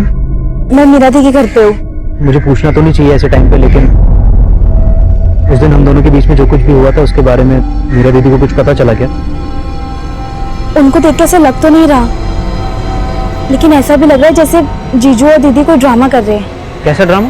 अभी मैं ज्यादा बात नहीं कर सकती, मैं उनके घर पर हूँ। अच्छा सुनो परी, हम मिल सकते हैं क्या? पर सुनीता जी बहुत आदर्शवादी महिला थी। मैं तो कब से उन्हें अपने शो में लाना चाहती थी, पर वो हमेशा मना कर देती थी। देखो मेघा, तुम्हें मेरे ऊपर प्रोग्राम करने के बजाय उन लोगों की प्रॉब्लम्स को जनता और सरकार के सामने लाना चाहिए। पर सुनीता जी, उन लोगों की प्रॉब्लम को आपसे बेहतर कौन समझ सकता है? पर मेघा मैडम प्लीज, आप उनके लिए काम करती हैं। अगर आप उनका चेहरा बनकर उनकी बात हमारे शो पर रखेंगी तो उसका एक अलग इम्पैक्ट पड़ेगा। सर इस बार मैंने उन्हें बहुत मुश्किल से कन्विंस किया था। आप सुनीता जी के बारे में इतना कुछ जानती हैं, किसी पर शक है आपको जो सुनीता जी का मतलब? सर सुनीता जी जनता कॉलोनी के बच्चों के लिए फ्री में एक स्कूल चलाती थी। वहाँ एक रतिया नाम का आदमी है। क्या क्या हुआ? ये तो पूछ रहा हूँ कि क्या हुआ। 1000 बार समझाया, समझ में नहीं आया तुम्हें? अरे मना किया था स्कूल नहीं चलेगा यहाँ पे। पकड़ दो। रतिया इस स्कूल के खिलाफ था और कुछ दिन पहले उसने स्कूल में तोड़फोड़ भी की थी। पर ये रतिया स्कूल चलाने के खिलाफ क्यों था? सर डिटेल में तो नहीं मालूम, लेकिन शायद रतिया की बेटी भी वहीं पढ़ती थी और रतिया नहीं चाहता था कि सुनीता जी वहाँ किसी भी लड़की को पढ़ाए। सुनीता जी ने इसकी कंप्लेंट पुलिस में भी नहीं की थी, क्योंकि वो शायद रतिया से बात करके उसे भी कॉन्फिडेंस में लेना चाहती थी। सर केतु पे मेरी कोई भी बुरी नजर नहीं थी सर। तो फिर उसे फ्री में इतना सामान क्यों लेता था? सर देना पड़ता था, वो शॉप पर आके तरह तरह के ड्रामे करता था तो मैं मना नहीं कर पाता था सर। ये ले 70 रुपए दे इसके। अबे भाग कर, कहाँ भाग रहा है? कहाँ भाग रहा है? पैसे कौन देगा इसके? पैसे नहीं अंकल, आज पापा ने फिर से पॉकेट मनी देने से मना कर दिया। अरे मैं तुझे कब तक उधार दूंगा? अंकल दे दो प्लीज, मैं अपनी नानी से पैसे लेके आपको दे दूंगा। सर उसके मासूम से चेहरे को देखकर मुझे उस पर तरस आया करता था। सर उस पर तो मेरे 850 रुपए बकाया भी थे। 850 रुपए के लिए गायब कर दिया उसको? और आप ये क्या कह रहे हैं? मैं इतने से पैसों के लिए ये सब थोड़ी ना करूंगा सर।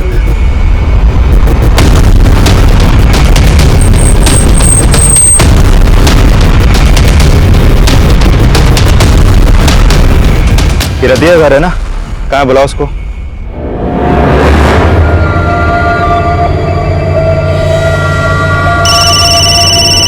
अरे यार, अरे कितनी बार बोला पार्टी के वक्त फोन ना किया कर। रतिया पार्टी बंद कर अभी और जल्दी से मुखर्जी नगर थाने आ जा। कौन बोल रहा है? तो इंस्पेक्टर रोहित गुप्ता। हेलो।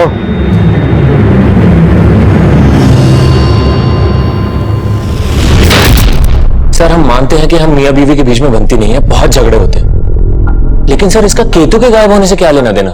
लेना देना हो भी सकता है। कभी वो चाबी बनाने वाले को घर ले आता था, कभी पड़ोस की दुकान से उधार मांग लेता था।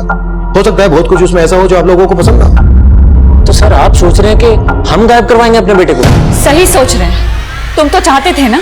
शट अप मीरा, केतु गायब हुआ है तो सिर्फ तुम्हारी वजह से। सर ये औरत पागल हो गया, इसका दिमाग खराब हो गया है। और सर अब तो मुझे पक्का यकीन हो गया कि इसने मुझे सताने के लिए केतु को गायब किया, क्योंकि ये अच्छी तरह से जानती है कि अगर मैं दुनिया में सबसे ज्यादा किसी से प्यार करता हूं ना तो सर वो केतु ही है। तो क्या मैं केतु से प्यार नहीं करती क्या? ये मियां बीवी वाले झगड़े अपने घर जाकर कीजिए, जाइए प्लीज। तुम दोनों मियां बीवी के रहने मुझे ठीक नहीं लग रहा है। कुंडली निकालो इनकी। Okay sir. Come in sir. Yes come in. Sir ये रतिया है, मेरे फोन करते ही ये गायब हो गया। सर मुझे लगता है सुनीता के मर्डर में इसका हाथ है। मैं सुनीता के कॉल रिकॉर्ड चेक कर रहा था। सुनीता को आखिरी कॉल भूमिका एक्सपोर्ट के सीईओ राजेश सिंह ने किया था। उससे बात हुई तुम्हारी? सर मैं उस दिन राजेश के ऑफिस गया था, लेकिन वो ऑफिस में था नहीं, लेकिन मेरी फोन पे बात हुई थी उससे। सुनीता की हत्या के बारे में सुनकर मैं भी हैरान हो गया हूं सर। आप हैं कहाँ अभी? मिलना है आपसे। मैं मुंबई में हूं सर, 2-3 दिन बाद वापस आऊंगा, आके मिलता हूं आपसे। राजेश ने जब सुनीता को फोन किया तो वो दिल्ली में था, उसके अगले दिन मुंबई आ गया। 2 दिन हो भी गए, पता करो कहाँ है अभी। सर मैं फोन करता हूँ सर। मैं कम इन सर। सर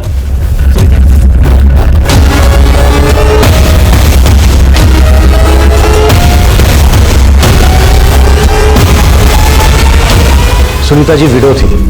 उनकी पोस्टमार्टम रिपोर्ट से हमें पता चला है कि हत्या के पहले तक वो सेक्सुअली एक्टिव थी।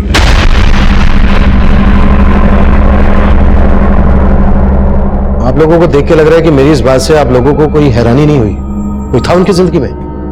सर मैं दावे के साथ तो नहीं कह सकती, लेकिन मुझे लगता था कि मम्मी का राजेश अंकल के साथ कुछ रिलेशन होगा। राजेश सिंह? जी सर। क्या यार ये सुनीता, ऐसा क्या बोल दिया मैंने जो कल से मेरा फोन नहीं उठा रही हो तुम? तुम्हें यहाँ आने से मना किया था ना मैंने। मना किया था? तुम्हें जो भी कहना है राजेश, हम बाद में बात करते हैं। हाँ ठीक। चाय पी के नहीं जाओगे?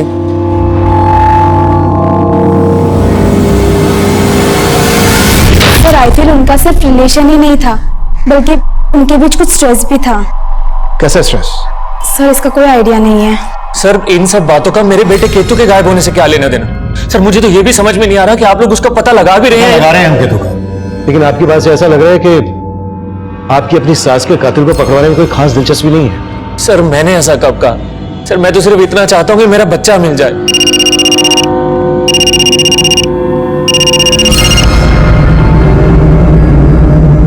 हाँ गुप्ता। सर इस राजेश सिंह के बारे में उसके ऑफिस वाले कुछ नहीं बोल रहे हैं, और मैंने अपने कांस्टेबल झा को भी राजेश के घर भेजा था, लेकिन वहां पर भी ताला लगा है। और सर ये राजेश डिवोर्सी है, 2 साल पहले इसका तलाक हुआ था। फिलहाल वो अकेला ही रह रहा है। एक तरफ राजेश गायब है और दूसरी तरफ रतिया, और केतु की भी कोई लीड नहीं मिल रही है। इन दोनों केसेस का ताल्लुक पता करना काफी पेचीदा था। हम मान रहे थे ये दोनों केसेस अलग अलग होंगे, लेकिन इन दोनों केसेस का एक ही समय सीमा से जुड़ जाना, ये इत्तेफाक काफी अजीब। केतु तब कहां था, इसकी हमें कोई लीड नहीं मिल रही थी। वहीं सुनीता की हत्या का मोटिव रखने वालों की फेहरिस्त में हमने रतिया और राजेश के अलावा राजेश की तलाकशुदा पत्नी रीमा का भी नाम छोड़ा, और हम रीमा से मिलने जा पहुंचे।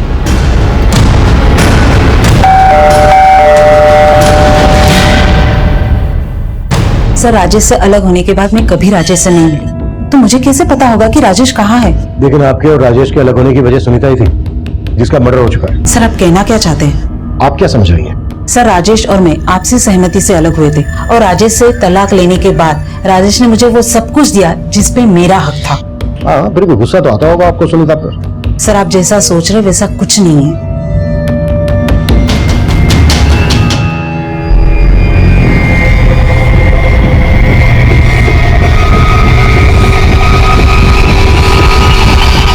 ओके सर, मैंने राजेश का बैकग्राउंड चेक किया तो मालूम चला कि राजेश और सुनीता दोनों एक ही कॉलेज में पढ़ते थे और शादी से पहले ये दोनों गाजियाबाद में रहते थे। और सर, वहाँ सुनीता के रिश्तेदारों से ये भी पता चला है कि सुनीता के पेरेंट्स सुनीता और राजेश की शादी के खिलाफ थे।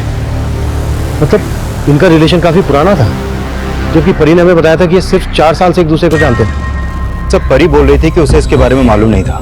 सर, एक बात और, जब मैं राजेश का पता कर रहा था तो राजेश और सुनीता की कंपनी के एक दूसरे घर का पता चला है जो मुखर्जी नगर में है।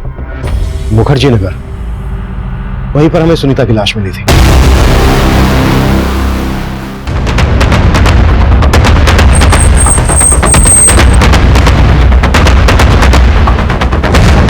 सर, ये तो सुनीता की गाड़ी है।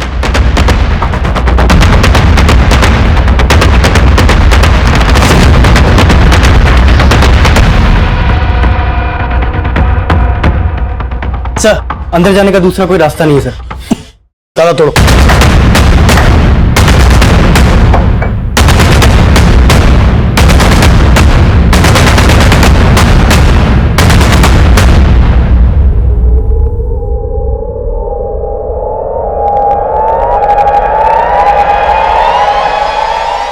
ये तो केतु की लाश है। केतु की लाश यहाँ सुनीता के दूसरे घर में। सब कुछ अच्छे से चेक करो और आसपास पूछताछ करो।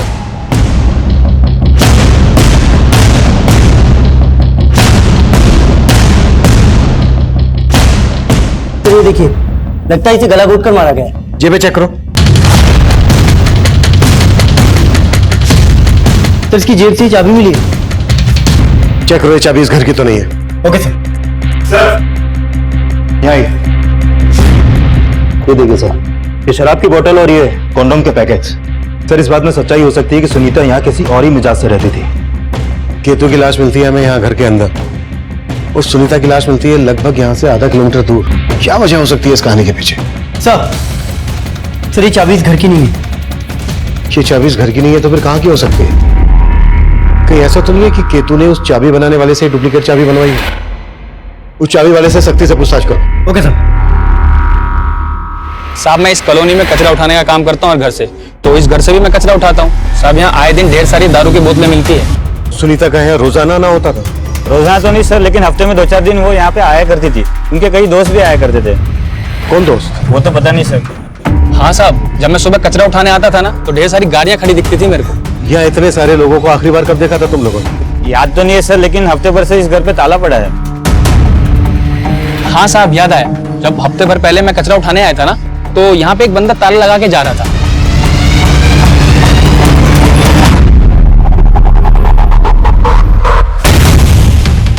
कौन था वो आदमी?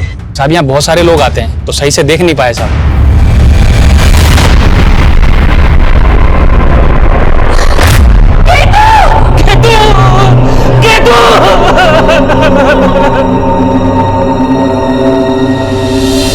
हमें केतु की बॉडी सुनीता जी के मुखर्जी नगर वाले घर से मिली।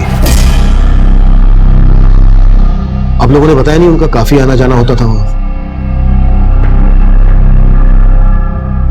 सर, हमें नहीं मालूम था कि मम्मी का वहां एक और घर है। आप लोगों को भी मालूम नहीं था? नहीं सर। हमें केतु की जेब से ये चाबी मिली है। आप लोग बता सकते हैं कहां की है चाबी?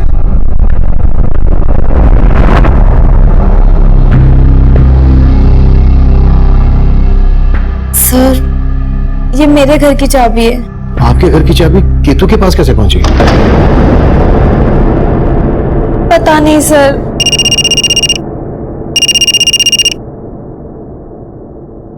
हाँ गुप्ता। सर, खबरियों से रतिया की लीड मिली है। वो मोती नगर के घर में छिपा बैठा है। उठा लो। Okay sir.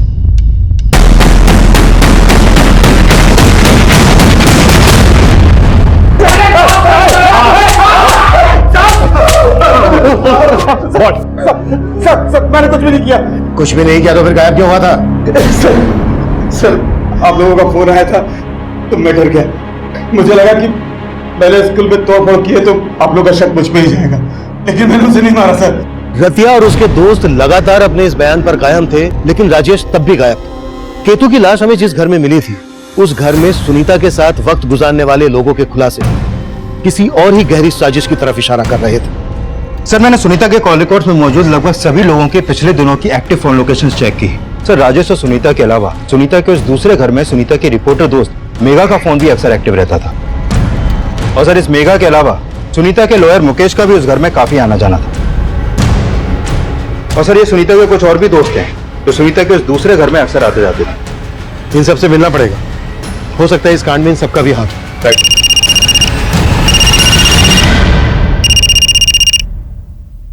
हाँ जी हाँ बोलो। सर अभी भी एक इन्फॉर्मेशन मिली है, राजेश का डेबिट कार्ड पहाड़गंज के एक स्टोर में स्वाइप हुआ है। पहाड़गंज?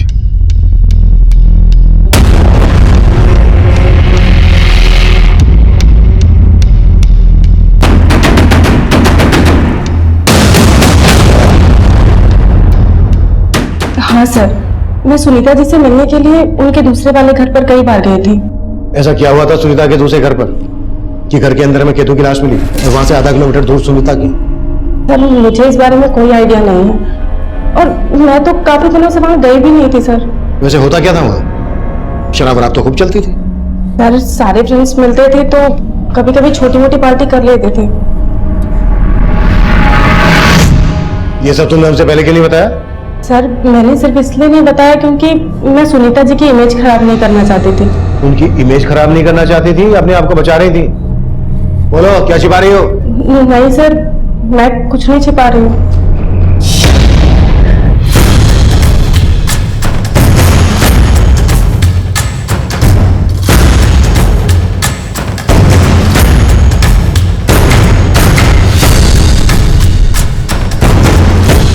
हाँ सर, मैं सुनीता के फार्म हाउस पर आता जाता था, लेकिन वहां से हमें सुनीता की नवासे केतु की लाश मिली है और वहां से आधा किलोमीटर दूर से सुनीता की। इन दोनों मर्डर्स में आपका क्या रोल है? सर मेरा कोई रोल नहीं है सर, और मैं तो खुद बहुत हैरान हूँ कि वहां केतु की लाश मिलने का क्या चक्कर है। वकील साहब एक बात मैं अच्छी तरह से समझा दूं आपको, मेरे सामने आपकी झूठी दलीलें चलने नहीं वाली है। सर मैं आपसे सच कह रहा हूँ, झूठ नहीं बोल रहा हूँ। अच्छा, आपका और सुनीता का क्या रिश्ता था? जैसा आप समझ रहे वैसा कुछ भी नहीं है। तो फिर कैसा है? किसने मारा सुनीता को, केतु को? सर मुझे इस बात का कोई आइडिया नहीं है, लेकिन सुनीता का लॉयर होने के नाते मैं आपको एक बात बताना चाहता हूँ। कैसी बात? सर सुनीता का अपनी बेटियों के साथ प्रॉपर्टी के बंटवारे को लेकर इशू चल रहा था। मम्मी आप अपनी कमाई का 50% चैरिटी में दे देती, कभी हमारे बारे में सोचा है आपने? बेटा जो दूसरों के बारे में सोचता है ना, भगवान उसके बारे में जरूर सोचता है। इसका मतलब है आप हमारे बारे में कभी नहीं सोचेंगी। मैंने अपने बच्चों के बारे में हमेशा सोचा है मीरा। और रहा सवाल हिस्से का, तो मेरे विल में मैंने तुझे 30% और परी को 70% देने का फैसला कर लिया है। मेरे पास सुनीता की विल है, मैं आपको दिखाता हूँ।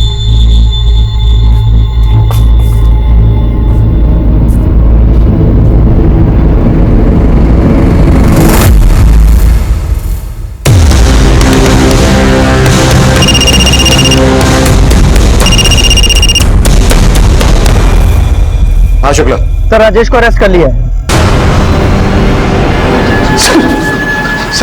सर मेरी बात का यकीन कीजिए सर, मैंने कुछ नहीं किया सर, मैं बस डर गया था इसलिए भाग गया था सर। ये झूठी कहानी मत बना, जितना ज्यादा वक्त लेगा ना उतनी ज्यादा तकलीफ होगी तुझे। सर मेरा भरोसा कीजिए, मैं सिर्फ इसलिए भागा था क्योंकि उस रात केतु को मैंने ही सुनीता के पास छोड़ा था। दरअसल मैंने केतु और मीरा को बार में देखा था सर। उस बार में मैंने देखा कि मीरा का एक औरत के साथ झगड़ा हुआ है। मैंने ये सारी बात फोन करके सुनीता को बताई। मैंने सुनीता को यह भी बताया कि मीरा नशे में भूल गई है कि केतु उसके साथ है और बार से बाहर चली गई है। तो सुनीता ने मुझे कहा सर कि मैं केतु को वहां से ले जाकर उसके पास लेकर आ जाऊं, पर मैंने वैसा किया भी था। सुनीता ये सब करके मीरा को सबक सिखाना चाहती थी सर, लेकिन उस रात क्या हुआ मुझे नहीं पता, क्योंकि मैं केतु को वहां छोड़कर वापस अपने घर चला गया था। अगले दिन सुबह जब मैं वहां पहुंचा तो मैंने देखा सर कि अगले दिन मुझे पता चला सर कि आप लोगों को सुनीता की भी लाश मिली है। मैं डर गया था सर, मैं जानता था कि आप लोग किसी तरीके से ये बात पता कर लेंगे कि उस बार से केतु को लेकर मैं निकला था और आप लोग मुझ पर शक करेंगे सर। शक नहीं, यकीन है हमें कि तूने ही मारा है सुनीता और उसके नवासे केतु को। मैं भला सुनीता और केतु को क्यों मारूंगा? क्योंकि तेरा सुनीता के साथ पुराना इशू था, तू शादी करना चाहता था सुनीता से, इसीलिए तूने अपनी बीवी को तलाक दिया था। लेकिन सुनीता ने तेरे साथ शादी नहीं की और तुझे यह भी पता चल गया था कि सुनीता का तेरे अलावा और भी लोगों से रिश्ता था। सर आप सही कह रहे हैं, मैं सुनीता से नाराज था, लेकिन हम बहुत गहरे दोस्त भी थे सर। देखो राजेश, वो दिन और थे जब हम दोनों शादी के सपने देखा करते थे, लेकिन अब ना वो दिन रहे और ना ही वो हालात की बात तुम नहीं करो तो अच्छा है।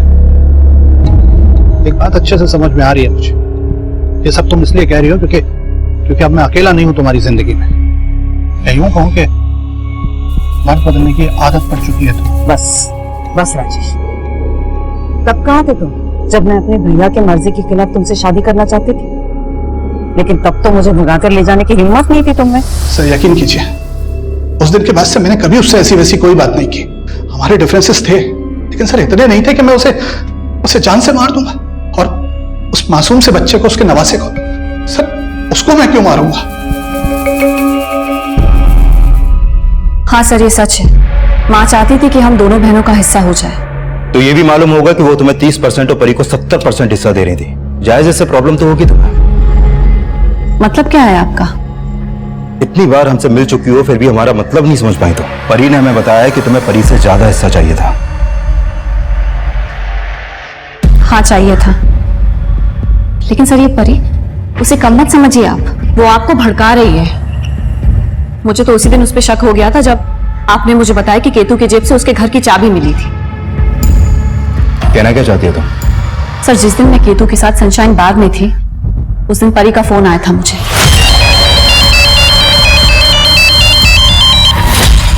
हाँ परी बोल। दी, मैं आपके घर गई थी, आप वहाँ नहीं थी। हाँ मैं बाहर हूँ, तू बोल। वो केतु ने दिखाई दिया ना, घर पे लॉक था। केतु तो मेरे साथ है, तू बोल किसने फोन किया है? और फिर बाद में मुझे समझ में आया कि परी ने मुझे कॉल क्यों किया था। वो एक्चुअली केतु ने परी को अभिषेक के साथ देखा था। अभिषेक? परी का बॉयफ्रेंड। माँ तो अभिषेक को शुरुआत से ही पसंद नहीं करती थी।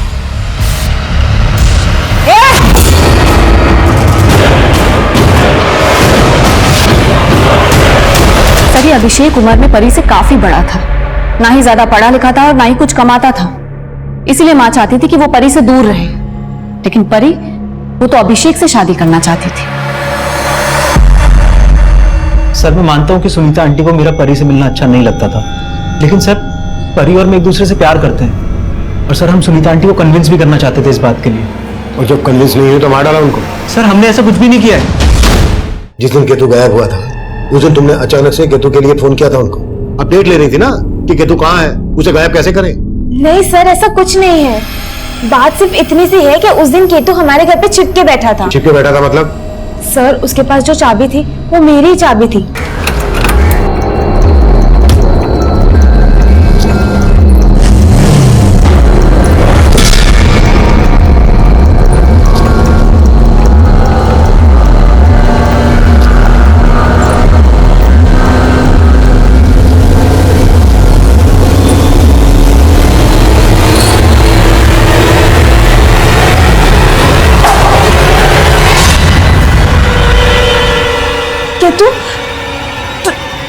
तू यहाँ क्या कर रहा है?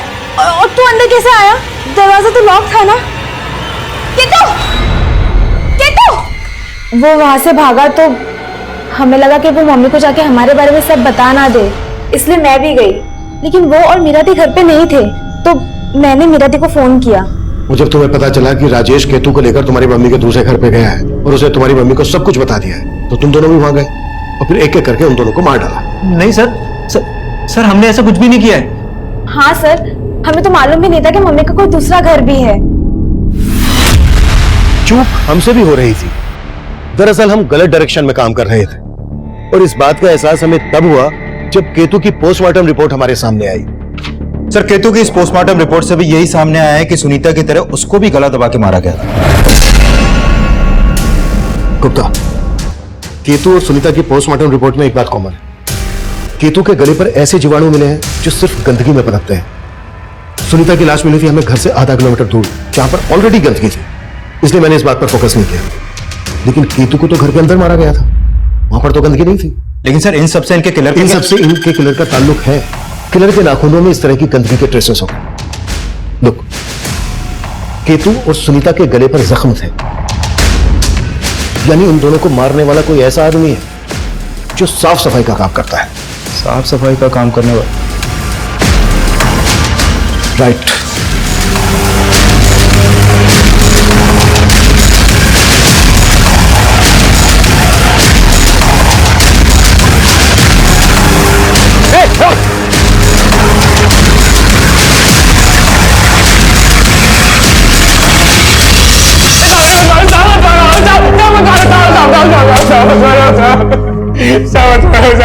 बोले।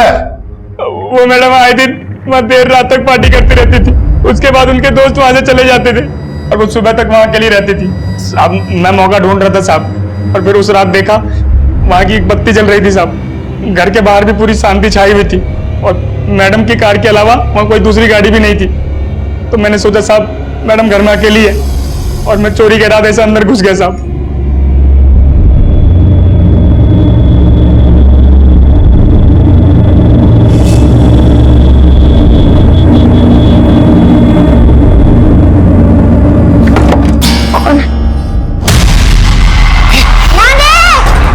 इसलिए हिम्मत नहीं हुई कि दोबारा जाके उसके घर चोरी करूं। थोड़े से पैसों के लालच में तुमने दो मर्डर किए, हाँ? और क्या क्या कांड किए? साहब उस दिन पहली बार मेरी नीयत भटक गई थी साहब, तो मैंने कभी सोचा भी नहीं था मेरे हाथों दो हत्या हो जाएगी साहब। केतु और सुनीता की हत्या करने वाले उमाकांत का इससे पहले कोई क्रिमिनल रिकॉर्ड नहीं था। एक छोटा सा लालच किसी भी इंसान को इतने बड़े गुनाह की तरफ ले जा सकता है। ये केस इसका जीता जागता उदाहरण है। अब मैं सीनियर इंस्पेक्टर अभिमन्यु जिंदल आप लोगों से विदा लेता हूं। आपसे फिर मुलाकात होगी एक नए केस के साथ। स्वस्थ रहिए, सतर्क रहिए और देखते रहिए क्राइम पेट्रोल 10 तक। मकसद बताना नहीं, बचाना है। क्राइम पेट्रोल के ऐसे ही मजेदार एपिसोड्स देखने के लिए हमारे चैनल को सब्सक्राइब करें।